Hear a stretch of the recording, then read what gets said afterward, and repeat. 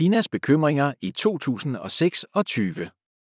Når Kina begynder tvungen genforening i 2026, vil den militære proces være den mindste af dine bekymringer.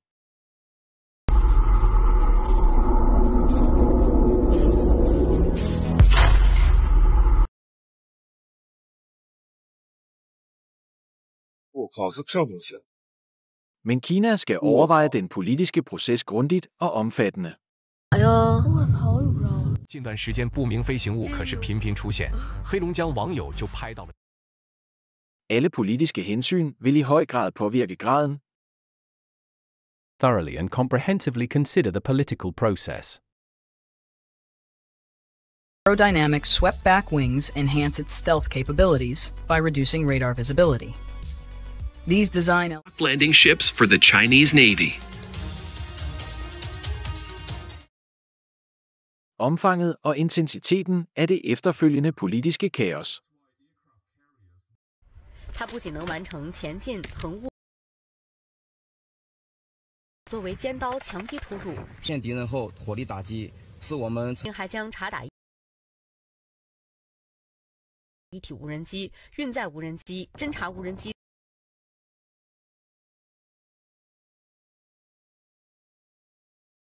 Det første store spørgsmål er, om Japan og Sydkorea vil bakke ud af krigsprocessen. Har Kina indarbejdet denne mulighed i sine politiske planer? Hvordan vil Kina planlægge denne ændring og reagere på den efterfølgende udvikling? Hvordan accelererer eller forsinker man denne tid? Hvis der er tidlige tegn, hvordan vil dette resultat blive inkorporeret i den politiske proces efter krigen?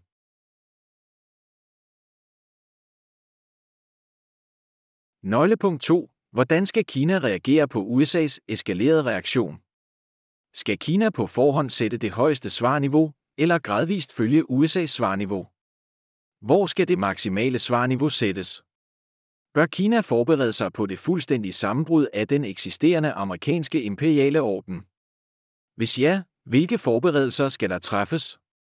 Hvis ikke, hvordan kan Kina forhindre USA i at drage fordel af Kinas politiske tøven?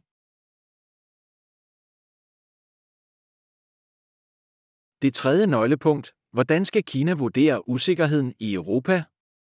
Hvordan kan Kina forhindre, at Europa bliver trukket ind i en krig i Østasien?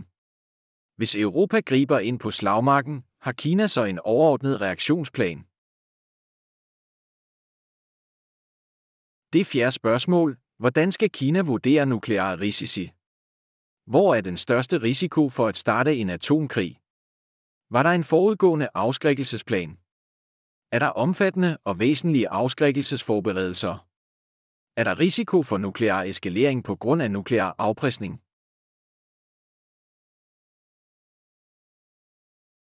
Fokus 5. Hvordan ser Kina på verdens styresystem? Kan Kinas filosofiske grundlag opretholde et globalt imperialistisk system? Efter at have væltet det amerikanske imperialistiske system, hvordan vil Kina så drive det globale regeringssystem? Hvad er risikoen ved at vælte det amerikanske imperialistiske system? Hvis det amerikanske imperialistiske system ikke væltes, hvordan vil Kina så positionere sig i det fremtidige magtsystem? Punkt 6. Kan Kina se, at hele verden ser frem til at vælte det gamle system? Mange lande er villige til at deltage i store omvæltninger i international politik for at forfølge deres egne interesser. Hvad er risiciene og fordelene ved at fremkalde en dramatisk forandring? Hvad er risiciene og fordelene ved at undertrykke dem? Er det bedre for Kina at samarbejde med USA for at styre verden, eller er det bedre for Kina at fremkalde en kaoscyklus?